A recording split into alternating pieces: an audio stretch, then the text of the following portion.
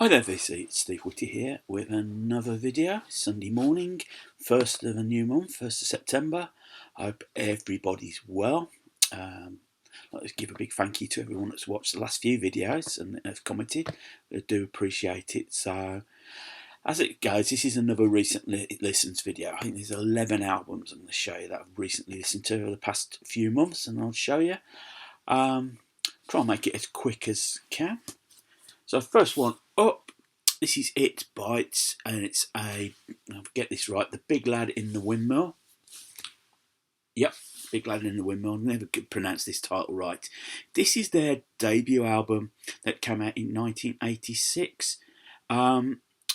It Bites, I had a bit of a difficult time when they came out because they had a big hit single with Calling All Heroes, and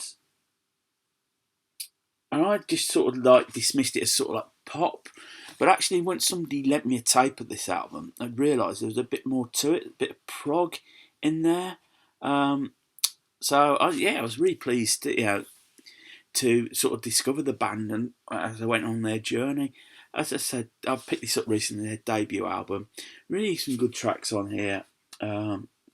Screaming on the Beaches, the title track "Big Lad in the Windmill." I thought a band that had showed a lot of promise. So by the time I got to their third album, I picked up the third album, Eat Me in St. Louis. Get that right. It's an album I had on CD when it came out. Yeah, I moved that to avoid the glare. And you got tracks like Positively Animal, Still Too Young to Remember, Underneath Your Pillow. They were getting lauded. They supported Jethro Tull in the States, and really were going in a proper direction. They were accepted by the prog community. Really, we were seen as sort of like Britain's bright hopes at that time. Then all of a sudden, they called it a day. It's fair to say that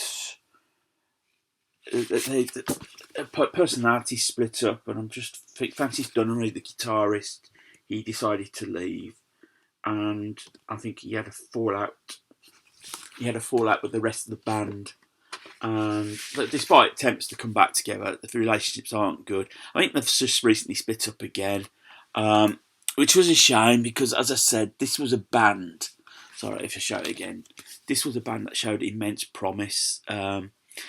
If you see any It Bites records, it's worth checking them out because there was a lot more to them than I suspect met the eye at the time.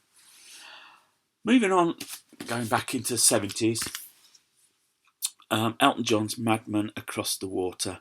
Now, this is an album I've been looking for some time. Of his 70s stuff, this was probably that and Victim of Love, which I wasn't too bothered about, was the only albums I needed to find. And it turned up in the shop, and I just knew I had to have it straight away. Obviously, best known track on here is Tiny Dancer, which was a hit single used in soundtracks. It's always the one that's played a lot. And I think it's a very good album. This early 70s Elton John, when he's just the finding him and Taupin are finding their feet. The imagination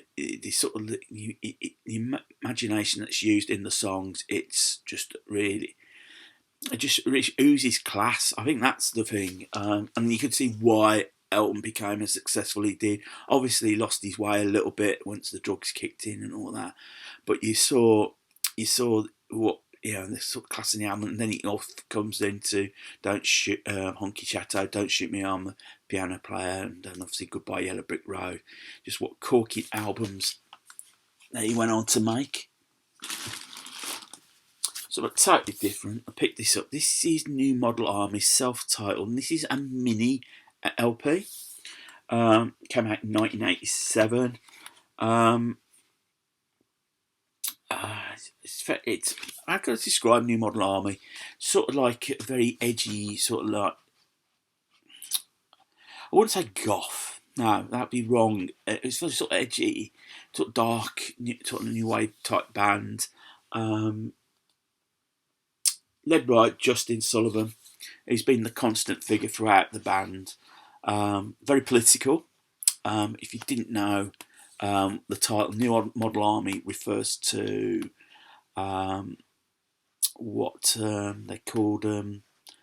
I think it's Oliver Cromwell's army in the time of the English Civil War. I think there's something connected with that. That's where the title of the band comes from. Correct me if I'm wrong, obviously. And it's very edgy writing, very political. I think Sullivan is always one for looking forward. The band is about to bring out a new album actually, and he won't. He's not interested in playing the old stuff. It's more about the now. Yeah, it's a really good album. It's worth if I can find some more of his stuff. It's very difficult to find their stuff. If I could get some more New Model Army into the collection, again changing it a little bit. This is Mike Oldfield's 5 Miles Out, released in 1982. Probably the highlight of the track is side one, which is called Taurus 2, which is one of these side tracks which Oldfield was always doing long tracks. But really the better tracks are on side 2. Family Man, which was a single, better known for the version that Hall & Oates did. Maggie Riley provides the vocals on there. Long time. And the title track, 5 Miles Out, it actually refers, and this is where the playing comes in, it refers to Mike Oldfield's a keen pilot, and he flew a plane with the band, and it fell in, I believe it ran into some difficulties literally 5 miles out, and literally had to be talked into, to make a safe landing. So that's where the inspiration of that track came from. Actually, it's not a bad album. I think it's one of Oldfield's better albums. It's better 80s albums, I would say. It's worth digging out and having a listen to if you come across it. Next album, recently picked up some Talk and I found It's My Life. That's the album that came out, if I believe, in 1984. Second album. This is where the move over from pop into more I keep calling prog, more technical music. You've got It's My Life, which is probably the most commercial sounding track on the album. But you've got Dum Dum Girl, Such a Shame on here as well. And Does Caroline Know It's You? It's just a really great album. It might be, in my view, their best album.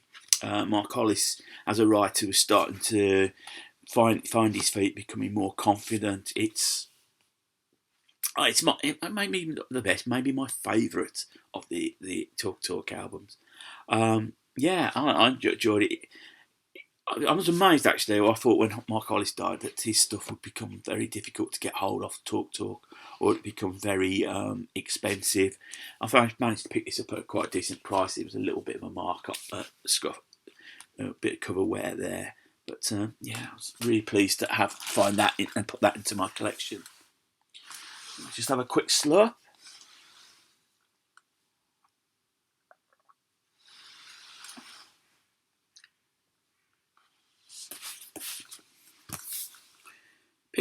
Found this Shirley Brown's Woman to Woman. Now this is a reissue.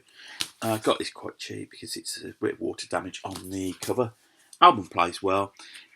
Picked it up mainly because it was a Stax record. I thought, well, that's always sign of quality.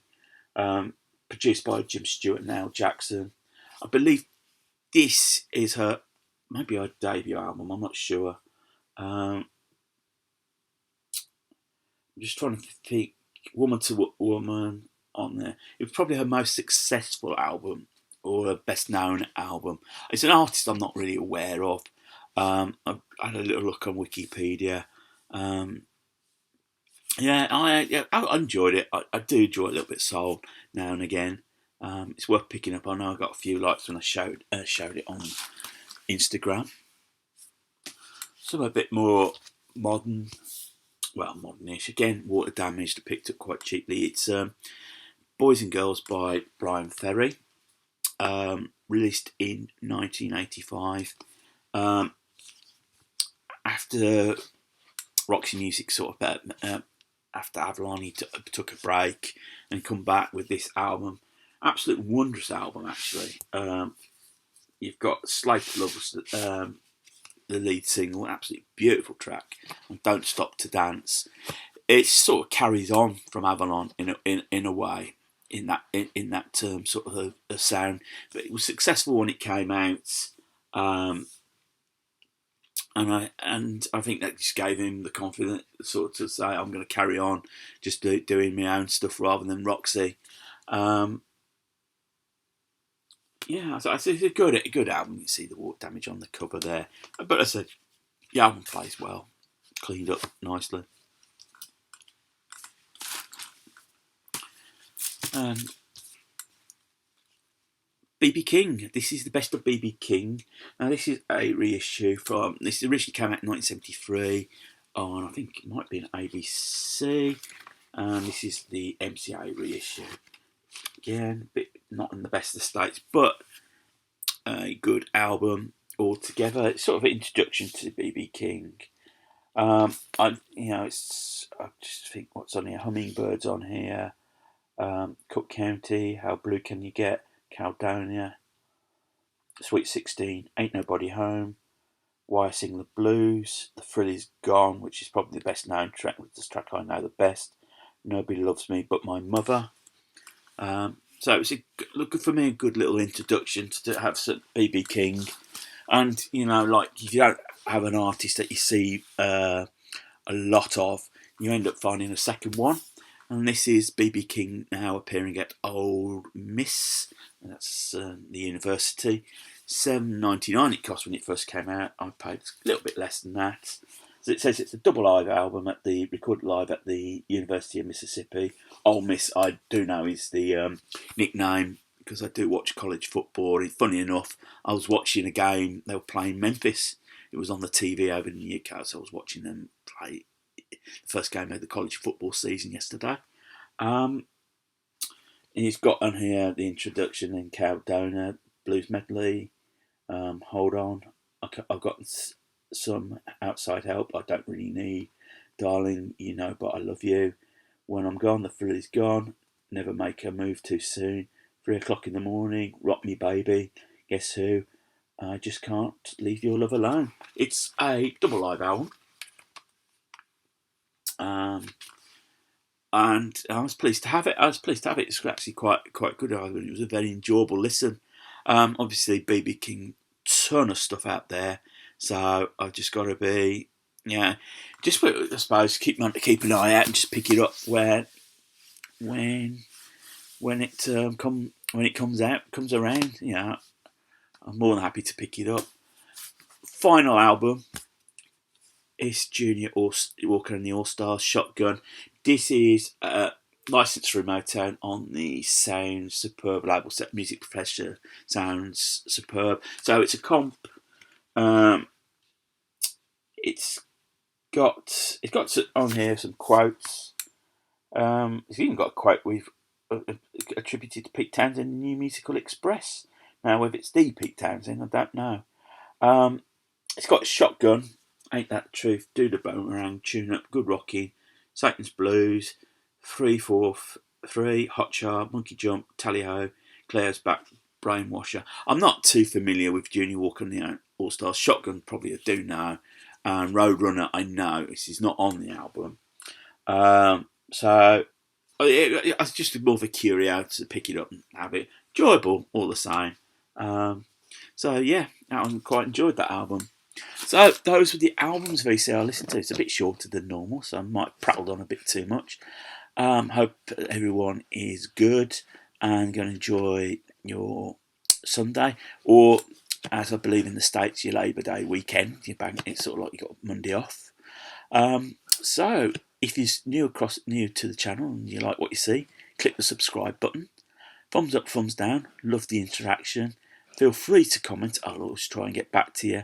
So until the next time, VC, look after yourselves. Enjoy the weather. It's still quite good out here. Take care of yourselves. Keep spinning. And more importantly, keep smiling.